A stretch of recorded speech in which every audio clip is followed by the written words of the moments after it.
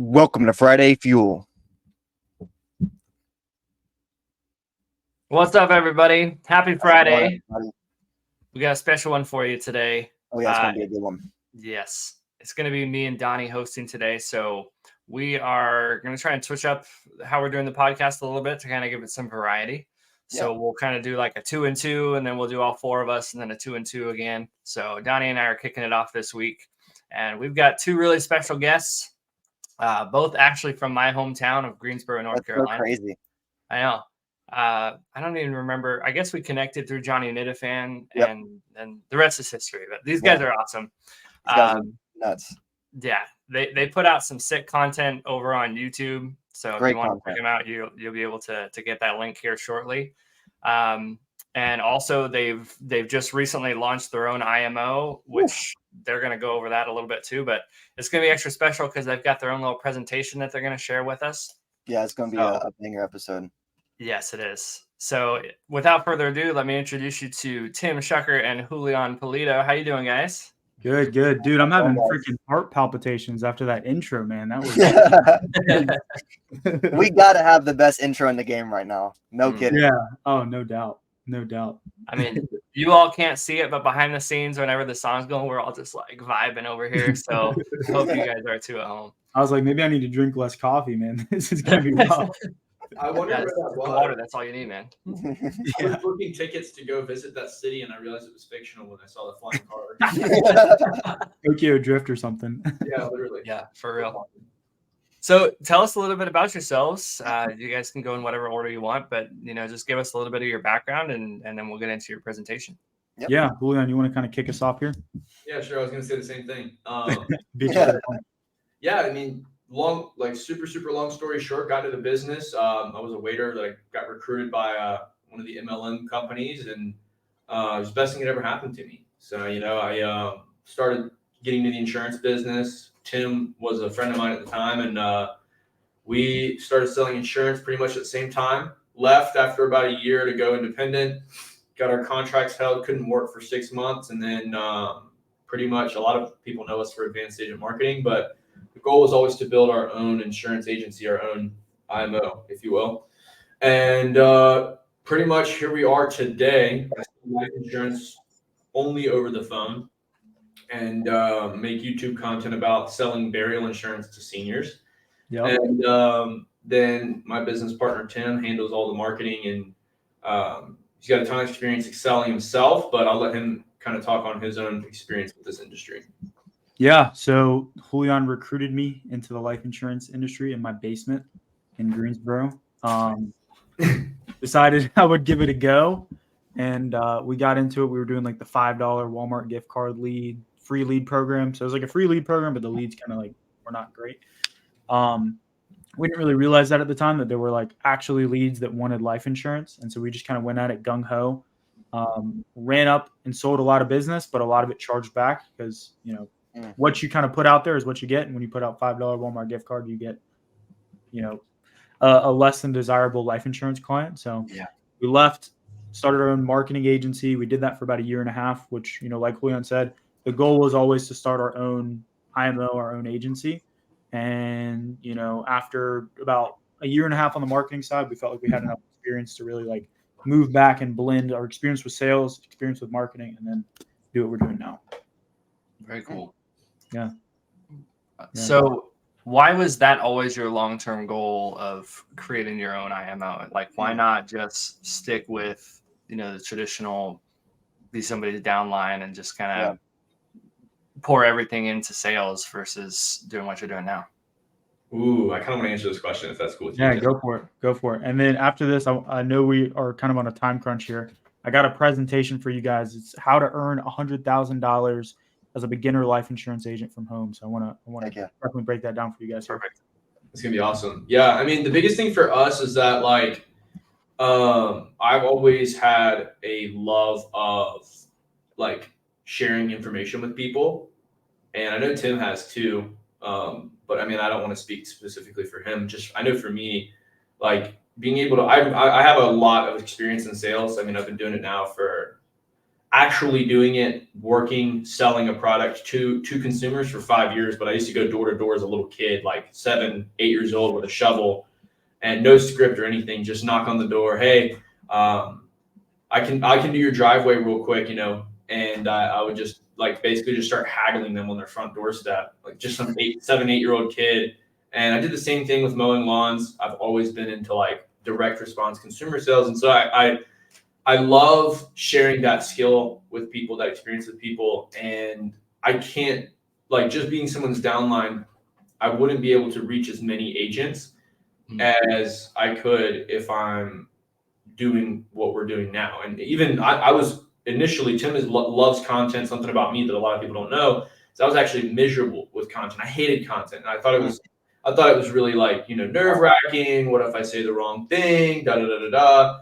And what I realized is that like the price I have to pay to reach the people that I want to reach and to have the impact that I want to have with my own personal goals, I've got to do things that I'm not comfortable doing. And even building an IMO is something it's uncomfortable. It is. It's just like selling insurance. There's another level to that you have to add on of complexity. But for me, it's worth it because I want to see people be financially free.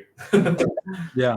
I think that's a great transition into your presentation. The value of content, of free content that you guys bring to especially new agents and even seasoned agents is so invaluable. So without further ado, let's go ahead and get into that presentation of yours. And I'll go ahead and just take me and Donnie off the screen, and you guys can just do your thing. Donnie, Yeah. if you ever want to say No, anything. you guys stay on, man. We got to keep it interactive here. If you want to interact with us, sure, go for it. You guys are the host. We can't steal your home. That would be messed up. No, that's all good. Go for it. What a great picture. Yeah, this is the thumbnail on the live stream for our channel. But yeah, I mean, so basically what I want to kind of touch on here, because I've had a lot of conversations with a lot of agents, and I'm sure you guys can relate to this. Like the number one goal that I hear is like, I want to earn 6 figures, right? I want to earn 6 figures from home. Like that's why most people get into this industry, is they want to reach this financial goal, and they want to be able to do it from anywhere in the world on their own schedule, right? So that's what I really want to kind of break down here. And basically this is going to be like laid out for a newer agent. Yeah. So if you're kind of newer to the industry, like this is basically the roadmap to get there. So a couple things we're going to touch on. First thing we're going to talk about is just like expectations, because I feel like a lot of this industry is selling people into the industry, right? I want to kind of break down like what you actually need to know in order to see success. And for all of you guys that, you know, we're sold the dream. I mean, all 4 of us here were sold the dream. And then once we get in, the dream's kind of shattered. I think this is going to definitely relate. Then we're going to talk about the activity. So like, what do you actually need to do? How much work do you actually have to put in? This is super important because most people drastically underestimate this. The X factor, what most agents don't even account for, which actually has like a massive impact on their success. The script. So we're going to break down our script here. If we have time, we'll go through the whole thing. If not, we'll do kind of an abridged version. A live sales call. This is actually a close that Julian made on Monday that I downloaded, cut out the personal info. So we're going to listen into that after we go through the script so you guys can like see the script in action, right? And then last thing we'll do is kind of go over some objections, and then I'll give you guys some free resources here. I'm going to give you guys the script. If you stay to the end, you'll be able to download the exact script PDF that Julian's using and other agents in our agency are using. And so stay till the end. Yeah, stay till the end for sure. And then I'm also going to give you guys a whole sheet that shows how to overcome every single life insurance objection that you get. So we're going to dive right into it here. And I mean, I want to keep this kind of collaborative because obviously we got 4 people on here. So feel free to interject at any point if you guys have anything. Absolutely. Yeah. But as well as the comments, please, if you have any questions in the comments, please ask. Yeah, please. And if you're watching on our channel too, just drop in and let us know. We'll shout you out as the names pop up here. So yeah, I really like this graphic here. I feel like this like perfectly exemplifies the way that people are recruited into the industry. Making six figures, what recruiters tell you it's going to be like is just a straight line path right to the finish line. But at the end of the day, in reality, once you get into it, you realize there's, all this stuff. It's a very treacherous path. There's chargeback, there's crappy leads, there's roll up debt. There's all these other things that are just completely unaccounted for. And nobody bothers to tell you about it. Right. So before we get into like how to actually make six figures, because it's entirely possible, I just want to kind of like scare away the people that think this is going to be easy. And I think it's for their own good, because if you think it's going to be easy and you get into this, you're going to get a massive slap to the face, right?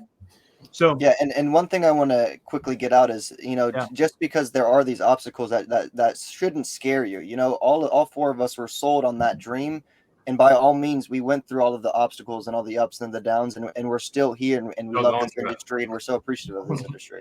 Yeah. And Donnie, to your point, I mean, the biggest reason that I love this business is that the fact that it's hard means that nobody else is willing to do it. Not nobody, but nobody that's like normal. You have to be willing to do a little bit more than the average person to succeed in this business.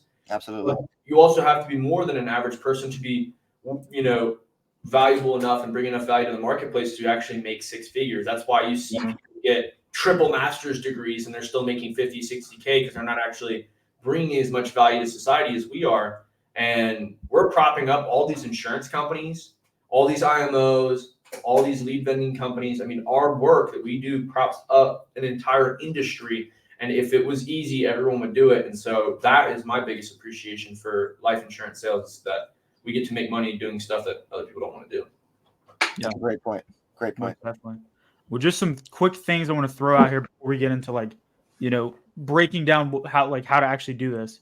When you first get in, you're going to suck, right? There's a learning curve. You're going to be terrible. Yeah. You have to accept that, and you have to be okay with that. You're going to lose money. You're going to have negative weeks. You're going to have to work over 40 hours a week if you really want to make this work and you want to make six figures. You're not going to be able to do this part-time. It's just like the amount of effort it takes to really do something right. You can't do 20, 30 hours a week, in my opinion, and from my experience. Absolutely agree. If you're going to be a broker, you are responsible for sales, marketing, finance, and HR. So there's four departments of a company, four functions basically. You have sales, which is just getting new people in; marketing, which is lead generation and leads; finance, which is managing the money and managing the numbers; and then HR. So as an agent at an agent, you have to sell, you have to get leads, either buy them or generate them. You have to manage your finances and make sure you don't go broke between chargebacks. And you have to recruit, hire, train, and manage people. So when you're becoming a broker, you're really a business owner. And that's what I think people don't realize, is they think they're getting a sales job, but they're actually starting a business. So if you go the broker route, keep those things in mind, because that is the reality of the situation you're getting into. It's not going to be easy. You're not going to get rich quick, and you should expect to fail. But if you stick with it and don't quit and really put everything into it, in a few years, you'll be making the most money that you've ever made, as long as you put the effort in and stick with it. That's 100% true. And last night, just to go off of how you're talking about 40-hour work weeks, I think yesterday, cumulatively, I think I spent 13 hours working. That was kind of broken up throughout the day and a little bit last night too. But I mean, it happens. You could just get so busy, and sometimes you kind of lose track of time. I was up till 2 o'clock last night, just taking notes, going through my CRM and getting people's information that I need to call today. And yeah, it's a lot. So that's definitely something that I didn't expect going into the business, was just that aspect of having to actually run a business. Right? Oh, 100%. Yeah. I think I was not expecting the chargebacks and all the other stuff that comes in. Yep. The crazy part in my mind is that, because finance, you can kind of skate by on finance. You can just put 25% of your money back and, have enough money for taxes and to offset your chargebacks, just to kind of once you're getting started, you don't have to be a genius. You're not it's not like you're balancing the books for an entire company. Right. Marketing, you can just go and work at an agency that provides leads, or you can buy leads from if you're an independent. But also like the sales aspect, that's where you have all the work. And one of the things that I wish like so many people didn't push was recruiting early on, at least, because I think I don't have any problem with like recruiting. I'm not a big fan of the hype up, sign up, like blow smoke up your hiney type of deal where they're just like, you're going to make 9 figures in a week. Like it's out of control. There's a little bit of like, smoke and mirrors there. But the biggest thing that I think is absolutely insane is that you're working a full-time job as a recruiter and as a salesperson. And if you want to pick up sales manager as a third job, like I'm working, like Adam said, I mean, 13 hours that's a pretty regular day for me with as a sales trainer and a producer right now. And it goes up. So like if I like as a new batch of agents have come through, they've made it through the process, they've survived our training process, they've made it through Hell Week, and they're selling and they're making money, etc. I get to kind of come off and have a few days of like rest, but I'm basically a drill instructor. I mean, for a few weeks, I don't have a life, and I have to like really dive in and help these people out. And sometimes, I mean, there's days where we have an agent, Michelle, who's doing really well. I just got an email from David DeFord because she wrote over 10K in a week, but she approved. We made a video about how much she actually approved on our channel. The important thing here, though, is that like it is a lot of work.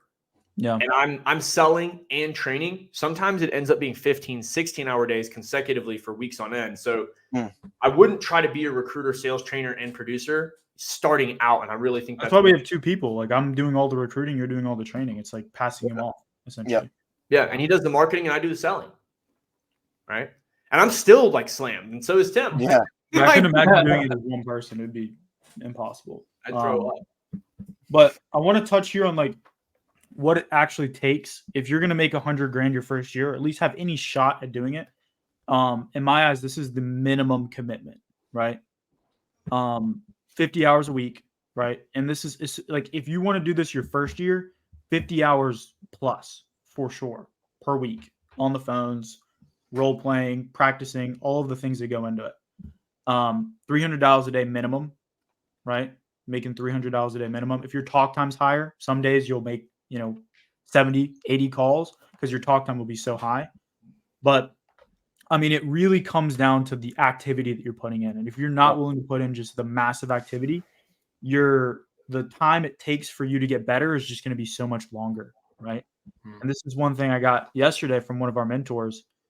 Listening to your own sales calls daily, downloading your calls and then listening to them on repeat and just kind of breaking them down. Hey, what did I do here that was wrong? What could I have done better? And then coupling that with like consistent training and back and forth with a mentor. And you do all of these things, right? It's basically just like a feedback loop. So the faster the feedback loop, the more dials you do, the more feedback you get, the faster you improve and get better. And the people that jump on, they're like, oh, I did 50 dials today and nobody answered or nobody was interested. Like if you do 50 dials every day for 5 years and somebody else does 300 a day in 1 year, they're going to lap you. Yes. And quickly, like I know new agents will see this and they'll be like, "Oh my goodness, that's so much work," or they'll do this amount of work for a couple days and then not see the results and then they'll quit. Me, Adam, Alex, and Collin are literally the example of this framework right here. We all had our best week, over $10,000 weeks by just following these 2, 50 plus hours per week, 300 calls per day, and consistent training with your mentor. And believe me, if we had enough time to listen to our sales calls the next day, I'm sure we'd have been doing more numbers. Oh yeah, I mean, this is the formula. It just works. There's no shortcut for hard work. Even with like, there's all these get rich quick businesses, which in my opinion, the only get rich quick is selling pictures of yourself online. To be honest, from everything I've seen, every other get rich quick is just like it's a shiny object, and then it ends up being a lot of work. Yeah, and this is no different, right? Like. It's just work. If you want to see results, you just have to put work in. There's no shortcut. There's no way around it, right? Yeah. So the faster you accept that, the sooner you can get better. I also my secrets about how I make money. Literally. Hopefully I don't find that on accident. I think one of the things that's huge too is like, as someone who is training agents, and I've been in the business, I think probably longer than pretty much everyone here. Maybe not Adam. Adam, how long have you been in here in the business? It's April of 21. April of 21. Yeah, so I've been in a little bit longer. I was in. I got in December of 20, and the thing that, like you said a second ago, Donnie, is like over the 10K weeks, like following this framework. Like me too, man. And my little trajectory in this business was a little bit different. I did come out of the gate like selling a lot of insurance. Like it wasn't I didn't have a struggle or anything early on selling it, but it was making money that I struggled with because of the chargebacks, because of not knowing how to write good business. There's a lot more that goes to this, but the activity, I was lapping people that had been doing this business for 5, 6, 7, 8 years because they weren't putting in the activity that I would. And I think that, we're all pretty young on this call, I'd say. I mean, Donnie, I think we're about the same age, and Adam, I know you're pretty young too. And I'm the old man in the group. what are you like, 30?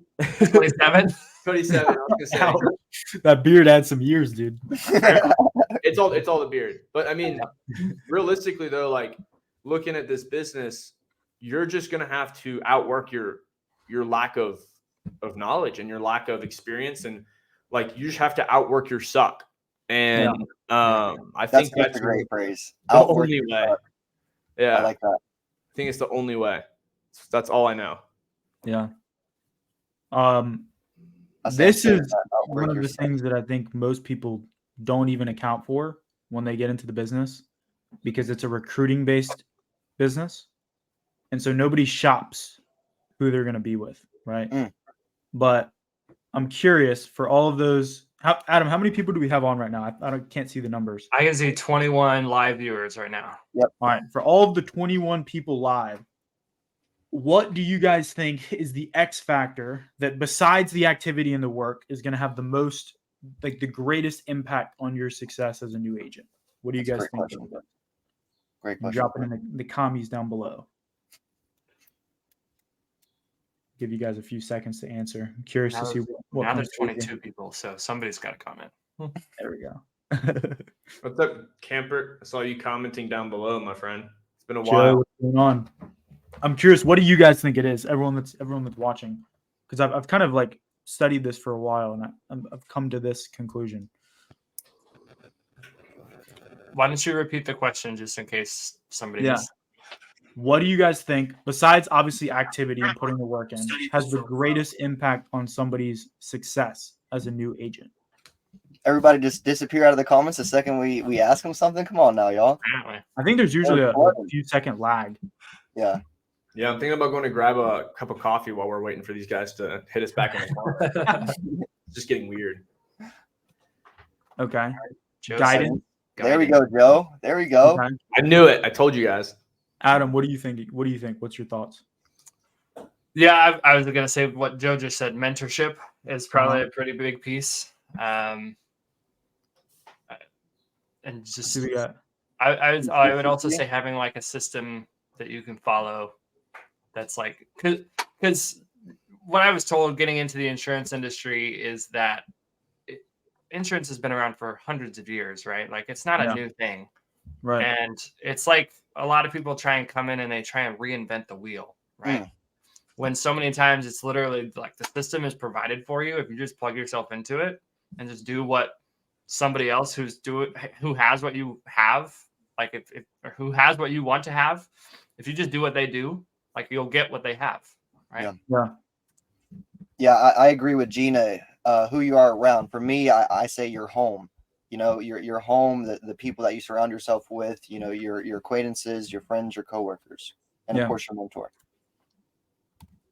What's going on here? Discipline. 100%. There we go. That's a good one.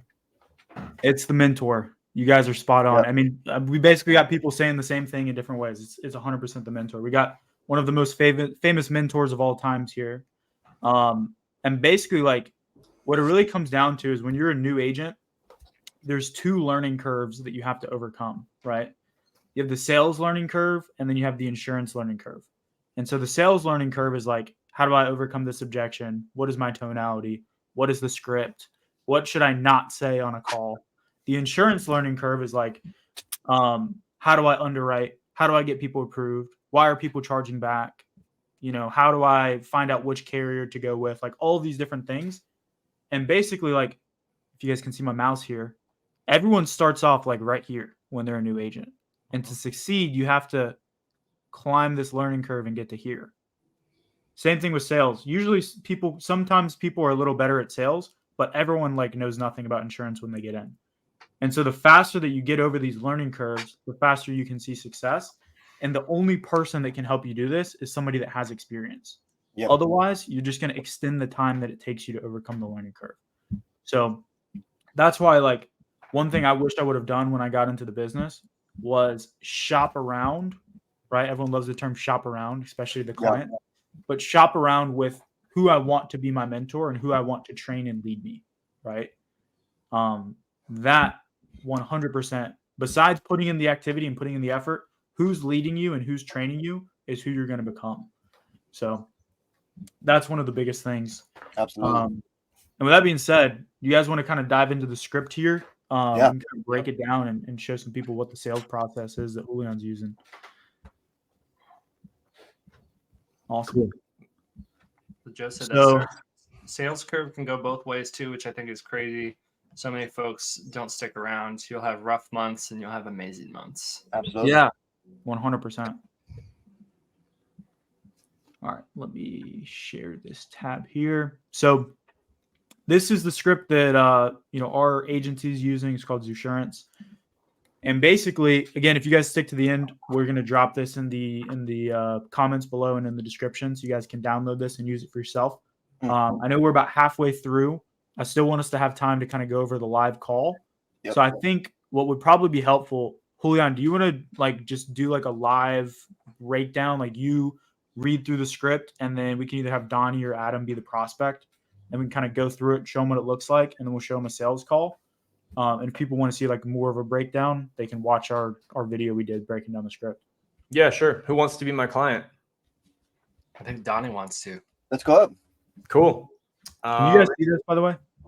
Yeah, we can see it. Yeah, that's good. Ring, ring.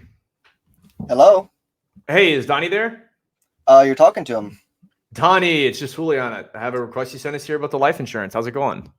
Oh, how's it going? You said you were Julian. You're calling about what now? Just about the life insurance. Just getting back to you on that request you sent us. Was this your first time looking into life insurance? Yeah, I'd been shopping around. I guess we got connected with each other.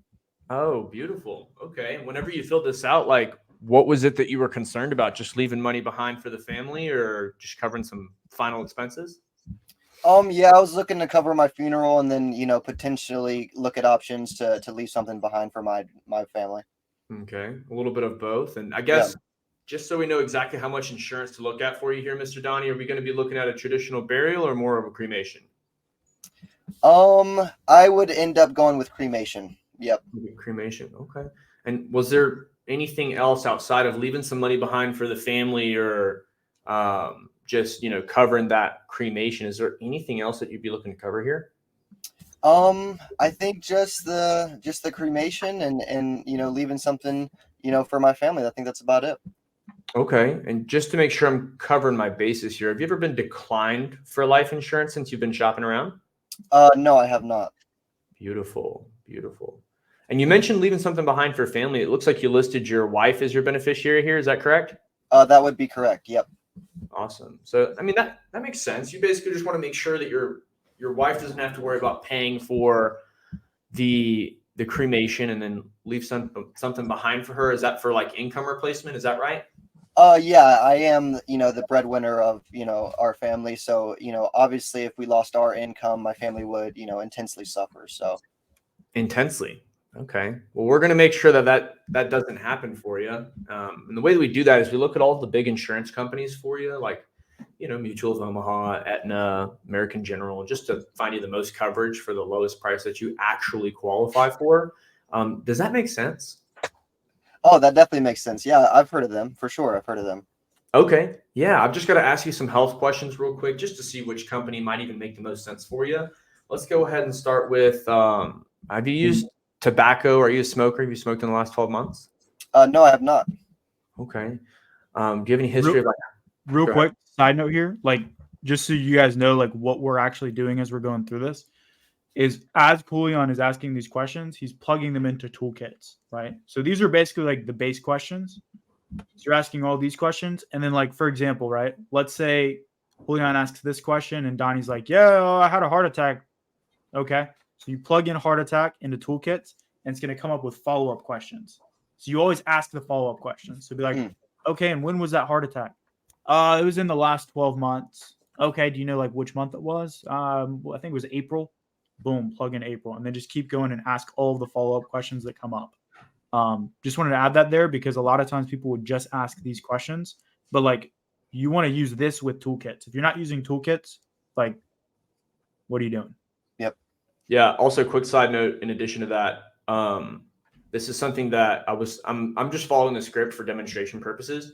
If anybody ever tells me they're shopping around, I'm going to tear that up right on the spot. Right. I'm just going to ask them like, hey, great. So if you're still shopping around, either you haven't found what you're looking for, is it you can't get approved, or is the problem that you can't find the right plan for the right price? What's going on? And I'm going to go ahead. That is an objection that is a molehill that will turn into a mountain down the road. But I didn't want to jump into that until it was a side note because the point is to demonstrate the script here. But can you say that one more time just to solidify that? Yeah, for sure. So basically, like whenever you get these, I call them like speed bumps. And so more or less, you're like a bulldozer. And if you hit the speed bump and you keep pushing the speed bump back, it just builds up with the rest of the concrete that's in the parking lot. Eventually, you just crash into it and it breaks. And your bulldozer is done, and now you've got no deal. And the problem is that if I don't address the fact that he's been shopping around, that shopping ends here.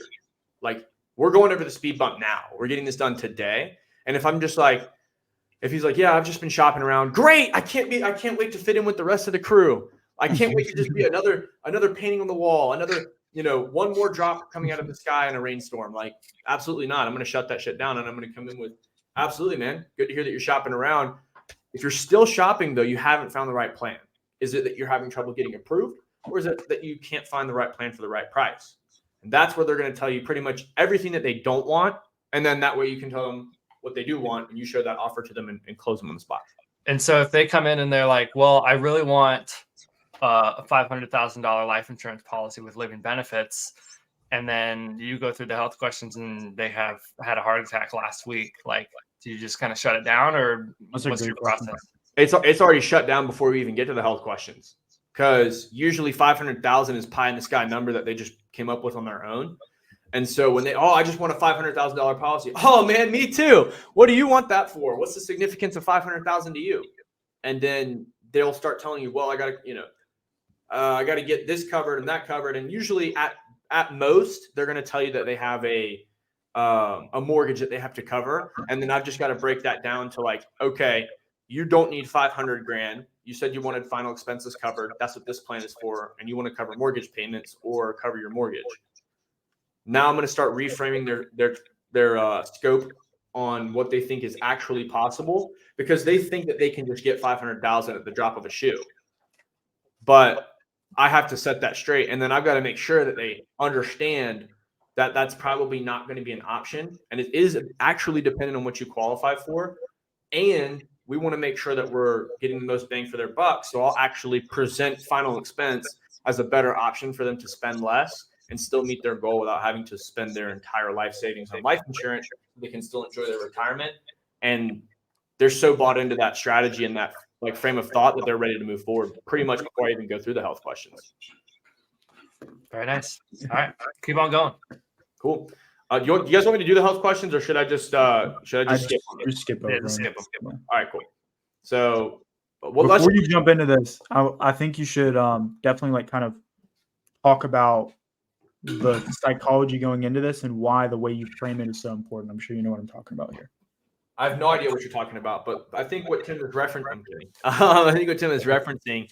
is basically like my entire frame in approaching the call is like, I treat this like dating. And so in insurance sales, for some reason, we're the desperate single guy that hasn't had a date in like 7 years and got dumped 9 years ago by his high school girlfriend for his brother.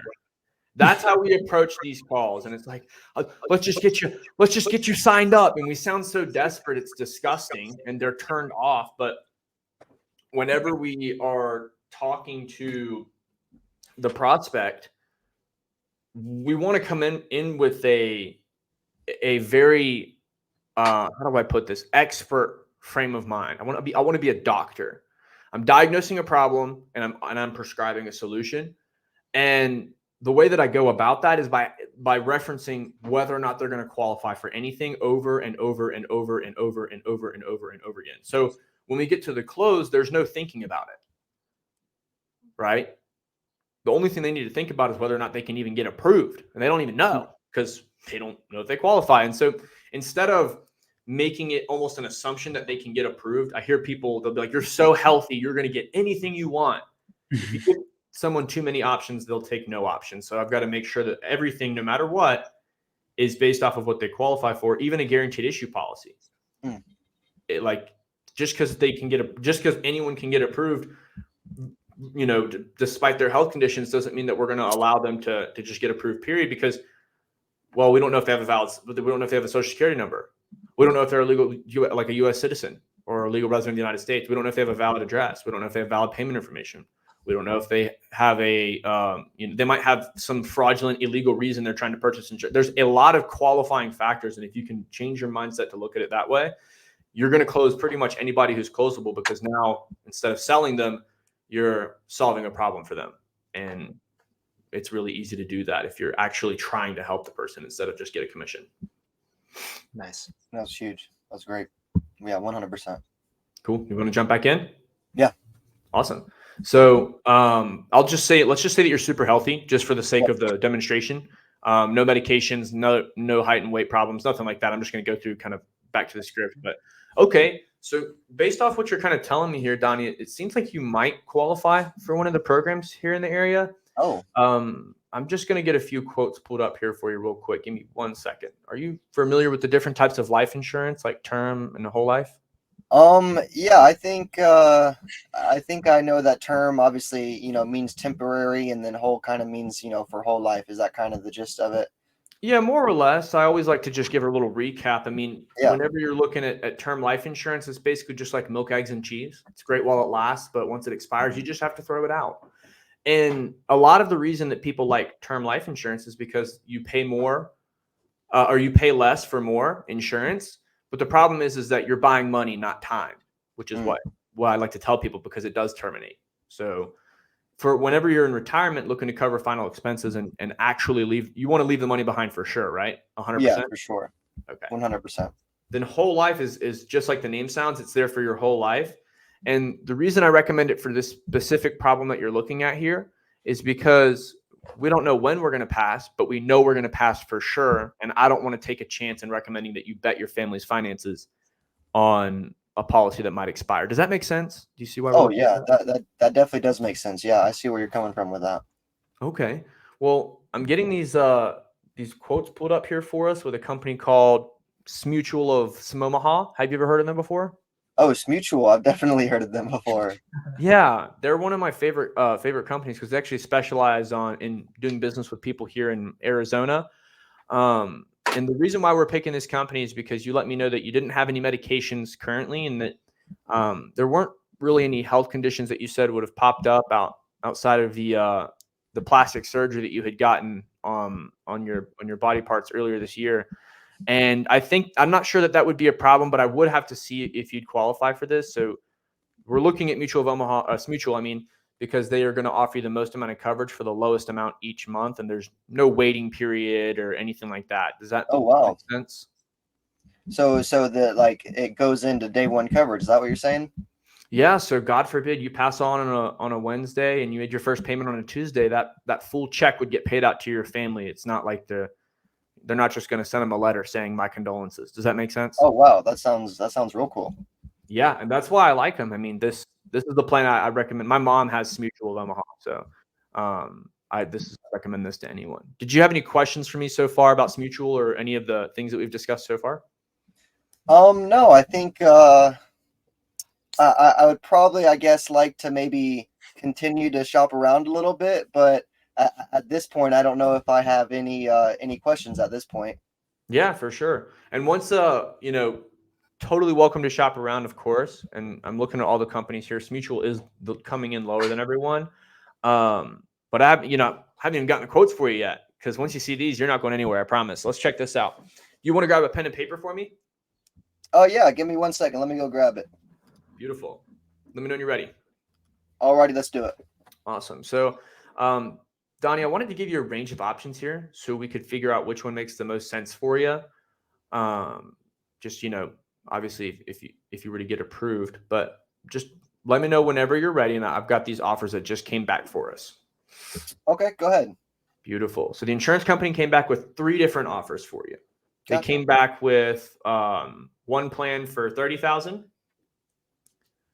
one for $20,000, and another one for $10,000. Just let me know when you got it down. Alrighty. Beautiful. So basically the way that this plan works is that if, God forbid, you pass away the day after you make your first payment, your family would get the full payout, right? So you're covered from day one, like we talked about. As if you pass on Wednesday but paid on Tuesday, your family gets the full check. There's no reductions. There's no waiting frames. There's no, I'm sorry, so hope it works out. Do you have any questions for me on this so far? No, I think that definitely makes sense to me. That's exactly what I wanted to get for sure. Beautiful. And the other thing to note here is that this life insurance is never going to expire, and it's also never going to reduce or go up at any time. It always stays the same, so that, God forbid, when if you do pass, your wife would get everything that she needs to cover not only the cremation, but also to have that money behind as an income replacement for you guys. What questions do you have for me on how this plan works? So far you've explained everything. I don't think I have any questions. You told me it was, day one, I could, die the next day that we put in. So let me ask you this. Is it from the day that we put in the application? Does that day one coverage go in? So if you submit your payment with the application, absolutely. Gotcha. But I don't want to put the cart in front of the horse first. We gotta look at these options just to see which one of them would even make sense. Yep. And if it even makes sense for us to apply. I just have to go over that with you. But let's see here. It looks like the prices just came back for us. The 30,000 came back at only $200 a month. The 20,000 came back at only $150 a month. And then the 10,000 came back at only $100 a month. Let me know when you got it all down. Alrighty, so 200, 150, and 100. Gotcha. Yep. And we can always go up or down if we need to. But based off of the 3 options that we've just covered with you here, which one do you think would be the best fit for you and your family, Donnie? I definitely think somewhere in between the $20,000 and $30,000 mark for sure. Okay. And so when you say in between, do you mean either one of those plans, or would you need a quote on like a 25,000 or something like that? What do you think? Yeah. Can we split the difference and do a quote for 25,000? Is that possible at all? I can see if it's available for you. Give me one moment. Let's see. And again, you would still have to apply for this plan as well. But the 25,000 came back at only $175 a month. Let me know when you got it down. 175. Alrighty.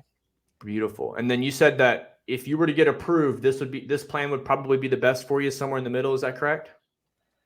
Yeah. For what I'm looking at right now, I think I think so. It's just explain this approved process to me, because you told me that I was healthy and that I qualified. Can you kind of explain what the approved means? Yeah. So the biggest thing to understand about the life insurance plans is that we don't get to make the final decision, right? I'm not the big boss. I don't get to call the shots. And whenever you're looking at life insurance, you basically have to apply to see if they're going to be able to pay your family that full check based off of your health. And so it's a 3-step process where they confirm your identity to make sure that you're who you say you are, and that some crazy ex-wife isn't trying to get a bunch of money loaded up on Donnie before she knocks him over. And then the second step is we have to go through what's called a health assessment. This is making sure that you can answer all of the health questions and go through their medical background check just to see if you actually even qualify for this. And then the last step is just to make sure that we can list the beneficiaries and valid payment information. So that way you're doing a legitimate transaction here. Does that answer your question? Oh, absolutely. That explains it well for me. Thank you. Yeah, of So course. what is the next step now that we have these in front of us? What are we going to do now? So you said that the 27,000 was going to be the 25,000 would be the one that you wanted to apply for. We would have to just fill out that application. I just went over with you the 3-step process here with Mutual of Omaha. And in the event that you were able to get approved, would you just want to go ahead and get this started today? I wasn't sure if I really could, kind of pay the 175 today. Is it something that I can kind of talk over with the wife and, kind of see what she thinks? She wears the pants, so she runs our finances. Oh, nice. I love it. And yeah, I mean, this is totally something that this is totally something that you guys would be able to kind of look at. I guess based off of the plan that we've gone over here today, is there anything in particular you think she wouldn't like about this Mutual of Omaha plan? I guess not. It's more of just, before I just like to talk to the wife before I make decisions. That's really it. Yeah, absolutely. And so I guess, have you guys talked about these types of plans before, or is this, what does that look like? Yeah, she was actually the one that told me that we needed to go ahead and put a policy on myself. Oh, wow. So I guess if you guys have talked about this and she told you to do that, do you think she would approve of you not at least getting some insurance in place before talking with her about it, I guess? Well, when you kind of say it like that, I guess, if it's something that she definitely wanted, but yeah, I think we can go ahead and go through with this application today. Okay. And Donnie, one thing that you raised that was of concern to me was that you mentioned you weren't sure about making the payment today. I just want to confirm with you, if you did get approved, would you want to set this up for today, or what does that look like? Yeah. So do I have to provide, my routing and account number? Yeah, we would have to get valid payment information on file. I just want to make sure that if you did get approved, we were able to set this up for today, because you mentioned something there that about making the payment. I just want to make sure this wouldn't be something that would be inconvenient for you guys at this time of the month. Would this be something that you'd be opposed to getting done with the payment today? That way you're covered moving forward. And when you talk to your wife, it's not you getting beat over the head for waiting to get insured since she wanted you to get this. You know what? You're absolutely right. Let's go ahead and put in the application. I'm ready. Okay, beautiful. And then I'll just go through and verify their information and get it done. Boom. I was trying to think of all of the objections that I could think of in my head and just throw them at you all at once. You did a great job. I love your metaphors. And like I said, I love metaphors because it turns something hard to understand into something very easy to understand. And especially the way you explain it so effortlessly, it's so good throughout your script. It's so good. And you can tell that you've practiced and that you went back and you've studied, and it's so good. Yeah, I appreciate it, man. And yeah, I mean, the objections, like a lot of the times these people, they actually do want to get insured. So the objections are usually just either confusion on a portion of the product, a lack of trust with the producer, or they just aren't really sure if they have the approval of someone else. And that's why I was just like, hey, I mean, does she approve of that? Oh, no, she told me to get it. Oh, dude, let's get this done. Of course, that makes sense. And a lot of the times, if you notice, basically one of the things that I do that really changed my game, if you're watching this and you're newer, this is huge. Don't sell the payment, sell the application, and then close the payment after. Because it's easier for me to say, if we were able to get you approved, right? Like, which one would be the best fit for you and your family? This one. Great. Now, if we get you approved, would you want to set this up for today? So I've closed you on the application, which one we're going to do. Then I take you down and close you on the price. And then when you're like, oh, well, I ask them for if they want to do it today, because they're assuming they have to pay today. And so the sales resistance immediately comes up, unless they have the money, immediately comes up, oh, I don't have any money. And I take my price objection and turn it into perfect. Most of my people either get paid on the first or the third. Which one is it for you? So I bring them back to when they get paid. And then they're like, oh, I get paid on the third, right? So they think I'm going to be like, oh, I'll call you back on the third. And immediately I just go, great, let's set it up for the third. Now, if we were able to get you approved, give me 1 second while I get logged in here. I'm just going to verify some information with you real quick to make sure this pays out to the right Peel family, and then off to the races. That was so good. 100%.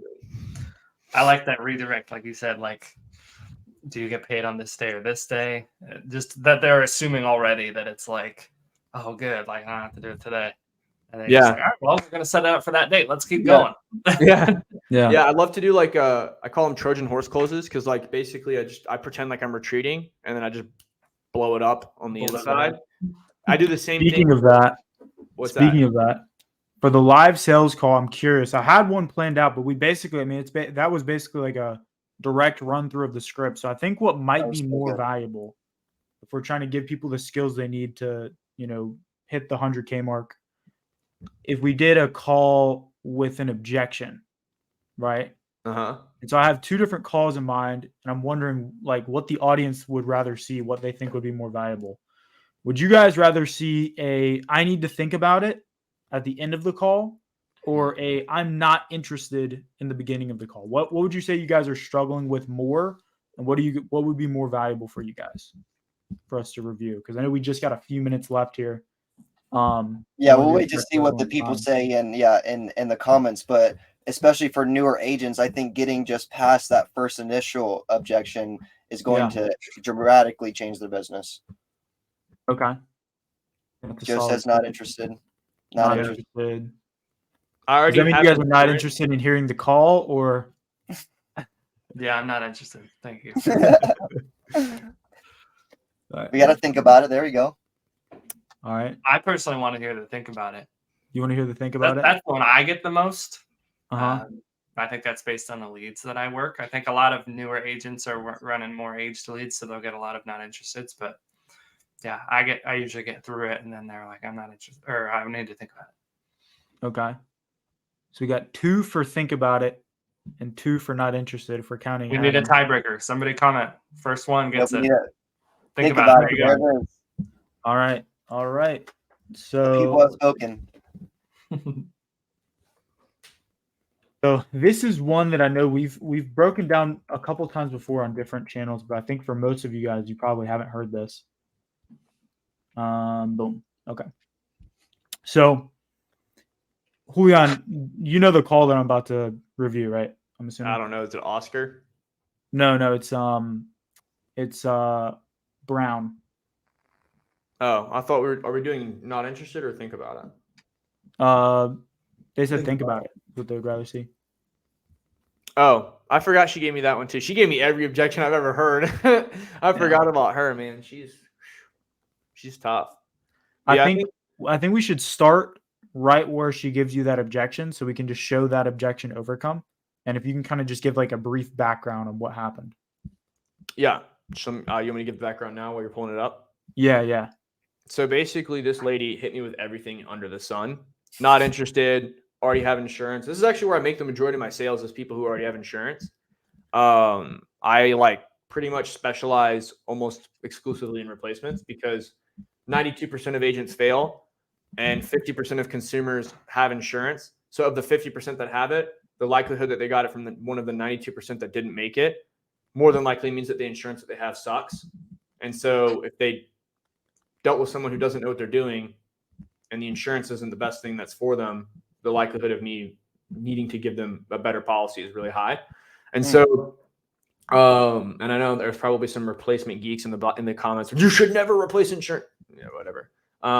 That's like acting in the best interest of the client most of the time is going to require a replacement, because these guys get it offline. They get it off of a mailer. They called some call center, and some guy who gets paid $16 an hour plus $3 when they sell a policy just gave them whatever he could, sign them up on, and just moved on. These people need our help. We have to, it's our obligation to help them. And so when they say they're not interested, they have insurance, or all these other objections like I got in the beginning of this call, I'm just going to plow through it. And then she takes me through and tells me she has insurance. She doesn't know what she has, and then she does, and then she's like all over the place. It's super confusing. But after beating her over the head with a newspaper, she finally basically has given me enough to understand what's going on. And I think at this point, did she have a 2-year wait? I don't know, Tim. This has been a long call. It was like a 2 or 3 year wait.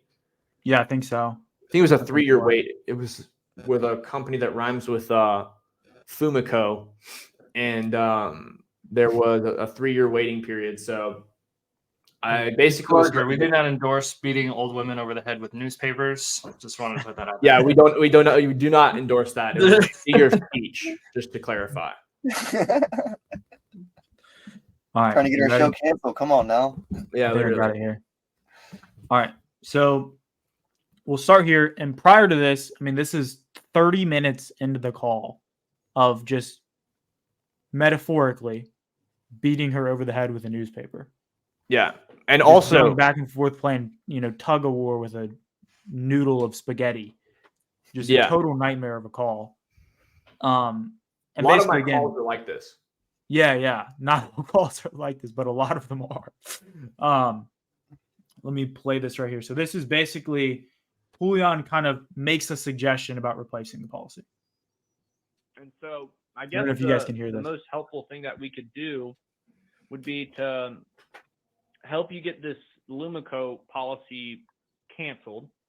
I think that's number one, but because you said you don't need that anymore, right?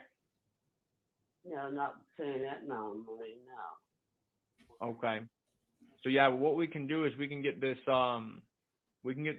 Lumico policy canceled, and then I think it might make sense because I know you said you wanted to leave a little extra behind. We could look at something that was a little bit smaller, maybe like, I don't know, 5,000, because that would only be about $25 a month, and that's what you would already be giving him with the Lumico, but you'd be paying half the price for it, and that would kick in the first day instead of 3 years from now. What do you think? This is all overwhelming. Can I call you back? So this is all overwhelming. Can I call you back?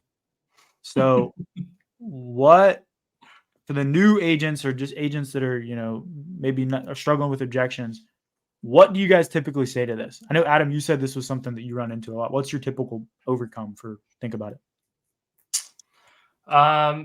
Well, if they ask if they can call me back, usually I'll approach it from the standpoint of I'll just be direct with them. I'm like, well, usually when somebody says they want to call me back, it's usually for one of two reasons. Either I didn't explain something well enough, or the policy is too expensive. So do you think either of those things applies to you? That's kind of how I approach it. Okay. Got it. I think most people probably approach it a similar way. Mm-hmm. This is a overcome we got from Jeremy Miner in EPQ, actually. And basically what I've realized is whenever you say something like that, you get walls of resistance because they immediately feel like you're trying to close them. So this is a slightly different strategy, but ever since we've used this, Julian, you've closed a much higher percentage of these people, right? With I need to think about it. Yeah, I used to close I need to think about it pretty often before. Like it's gone up a fair amount, but it was more of like a brute force close. It was a lot less. It was a lot less like sticky business. You could say that. It was more like I'm not leaving the house type of deal, or like I'm not hanging up and I'm just gonna say anything and everything to keep you on the phone. And like until they hang up on me, like I'm not quitting. So this is kind of like the Trojan horse objection overcome that I talked about earlier, where you basically make them feel like you're retreating. You can do it with any objection and it works like a charm. Like you just basically make it look like you're giving up, you throw in the towel, and then you come back in and just drop the hammer, close the deal, keep it moving. That's what we're about to do here. All right. Yeah, absolutely. I don't know if I'd just be available for you to just call me back just because of my schedule. What I could do is set an appointment for us to get together and we could kind of go from there. Would that help? What you mean that you come here? Well, I wouldn't show up at, this isn't the 80s anymore. Shade to face-to-face agents. That we would be doing over the phone. Just ever since COVID, they moved us over to the virtual stuff. It's not the same that I used to do the face-to-face stuff, but you know how it is with that whole pandemic, everything changed. Yeah. So, but okay, let me see what I got for you. Give me just a second. I'm just selling the crap out of it. You guys are probably thinking, like, what the hell is this dude doing setting an appointment? My system's loading. Give me just a moment. Like, you didn't give her any pushback. And then while I'm getting this pulled up, are you more of a morning or an afternoon person? Evening person. Evening, even better. My Everything I favorite. say, she's always like Would every time. would later today or sometime tomorrow work better for you?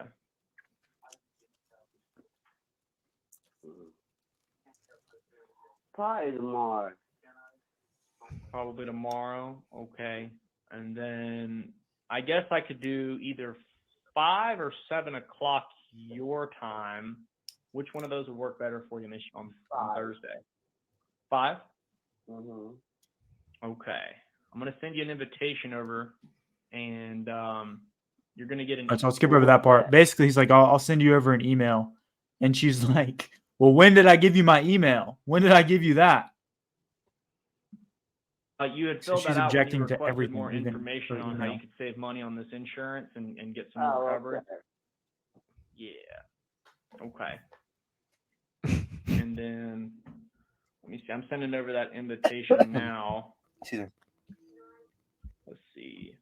Appointment You guys are about to see the hammer. with Miss.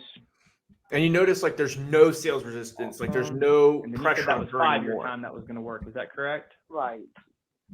On Thursday or when? Let me see. Yeah, Thursday. The other day, Okay. Wednesday. Is the time going by that quick already? No.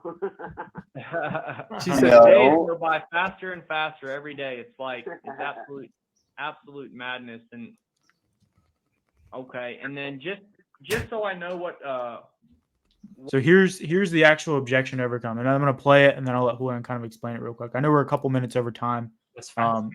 so we'll wrap this up in a second here. we But need to go over on our call on Thursday and what questions I need to be prepared to I'm answer. gonna play that real quick here. So I know what we need to go over on our call on Thursday and what questions I need to be prepared to answer. What was it that you were curious about? Was it the price of the program or was it how the program worked? The price and how it works. so Julian, what's the psychology behind setting the appointment and then asking that question? so I just got to figure out where the confusion is. And they think I've already given up. Again, I always go back, just call it the Trojan horse.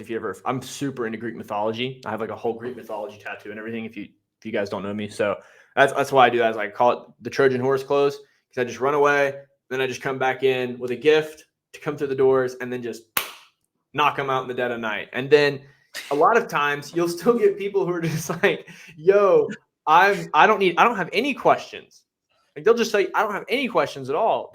Everything makes sense," and that's an easy close. Oh, Donnie, why don't we just go ahead and get it knocked out now then? Yeah. You know what I mean? Basic, very basic. And so the psychology is just that I've got to figure out what's what with their confusion, because if they're not moving forward, it's because they're unsure of something. Because at least in my mind, I'm not going to live in a world where I'm not insured, right? Because it just doesn't make sense. Like logically, it makes no sense. She's got a 3-year wait. It's double the price. It hasn't kicked in, and it won't for another 2.5 years or whatever it was. It was like it had just started.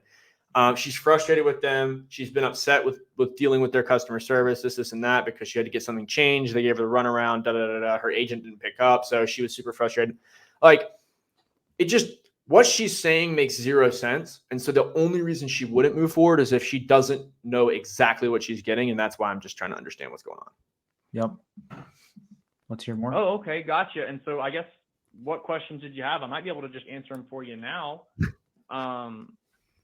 But to be honest with you, I don't even remember filling out anything. Oh, Gotcha. Yeah, this was for that form you filled out through Zoosurance. 33 A minutes in. funny-looking $25. guy on Facebook, and he talked about the life insurance programs where you could save some money and get some extra coverage. And then it was that second funny-looking guy who was wearing the blue polo with the whiteboard. Did you see that? I can't remember. I don't remember. No worries. I don't sit around thinking about this kind of thing either. With the current questions that you said you had about the program, you said there was about the price. so now we're just re-explaining, right? She's like, I don't understand the price of the program. And about Looping, the exactly. amount of coverage as well. The program that I'm looking at right now is only $25.75 a month for $5,000. which is half the price of that program with Lumico that you got, but it's the same amount of coverage. If we were able to get you the same amount of coverage for half the price, would that be helpful? Yeah, but what would that be? You could tell me what company would that be? So now we're starting to get somewhere. Yeah, just to 25. Now that's a good price to pay for insurance. Yeah. This would be through Mutual of Omaha, and Mutual. so because I work with them, I could Mutual. get that coverage added on for you, so you could not only save that money like you were talking And now about, we're bringing back in but Hawaii. also give that extra coverage behind to help be his guardian angel. So that would all be through Mutual of Omaha, and I know you've been doing business with them before. You said you already have a policy for them, correct? Yes. Well, I mean, if it would help, what we could do is we could submit an application for the 5,000 for the 2575 to see if you get approved, see if they'd accept you to add on some coverage, and if so, and then we can go ahead and I can help you get that Lumico policy canceled as well, so you can end up saving some money. Would that help? Well, you could go ahead and go through with the Mutual overhaul. Boom. Boom. Dude. That's awesome. That's And- it. That's a lot of my calls are me my shots count for more because I just refuse to quit. So the thing that's kind of funny, we talk about making tons of dials, you need to hit 300 dials. When you start getting to a point where you've been doing it for so long, you're listening to your calls, you're practicing constantly, you've been training for years, you're training other people. So you're in that constant rhythm and you find that stride for yourself. And it took me a long time to get there, but when you do find it, I can't even get to 300 phone calls a day anymore. Literally, I don't even have the option to, because my talk time. In my talk time, I make half or a third of the dials of most of the agents that we work with, and my talk time is still higher.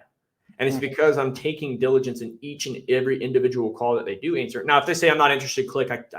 There's nothing I can do there. They just hung up on me. I can't even say anything, but I just take my time. I'm cool as a cucumber. And I'm just like, oh, well, tell me about that. What's going on? What is that? What do you mean by that? I don't really understand. I had a lady yesterday. I already have insurance. Oh, we're good. Really? I guess, why did you fill this one out then? What was it that you were concerned about? She's like, well, my sister can't get insured. I was like, oh my gosh, what do you mean? She's like, well, I talked to this broker and he got me insurance, but then he said my sister was uninsurable. I was like, uninsurable? He used a word like that? That's disgusting.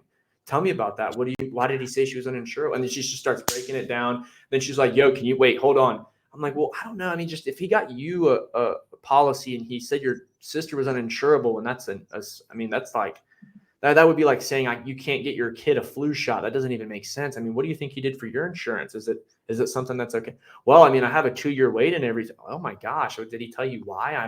Does that even make sense? She starts thinking, she says, well, actually, can you insure my son and my husband? And now I'm following up with her. I think it's either tomorrow And she's wants me to wait on her sister. And now she just wants me to sign her up, sign her husband up, and then look at her son. And then I'm going to come back for son and then come back for sister later. But it's all just because I'm taking the diligence with each call. I've practiced my word tracks. I've listened to my own sales calls. I've broken them down on multiple videos like this.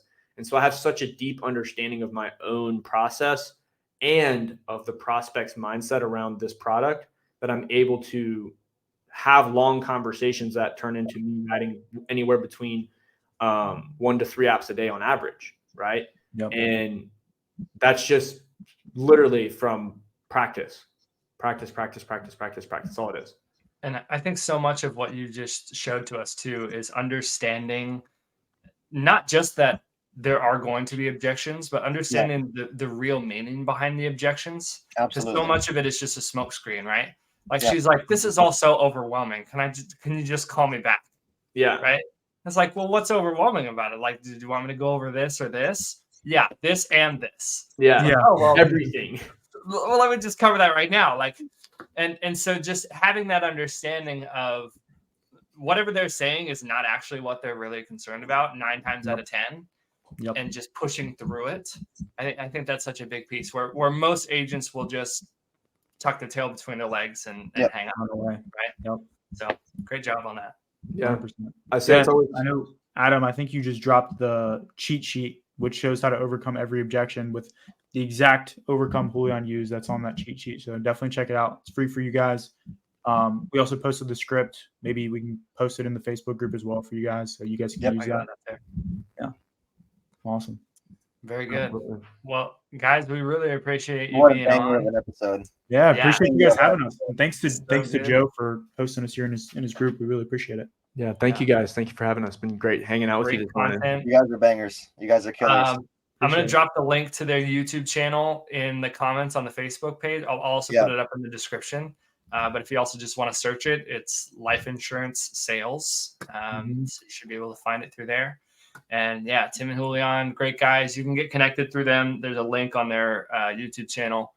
And yeah, and any final words you'd like to share, gentlemen? I think you pretty much covered everything. Just look up Life Insurance Sales channel. We're still trying to get to the top of the real estate of life insurance sales. So I don't know if we'll be the top one there, but if you look up Life Insurance Sales channel, we'll pop up. Subscribe. Yeah, there we go. Yeah, hit that subscribe button, ladies and gents. We drop Come on, guys.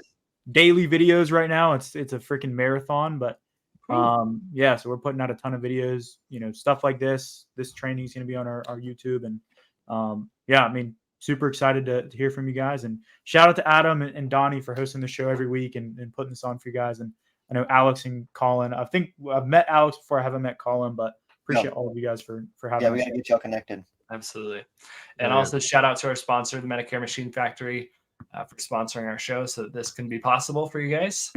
And again, we appreciate you all tuning in, and go out there and have a great rest of your Friday. Yeah, if you don't take something from this episode today, then you're like, come on now.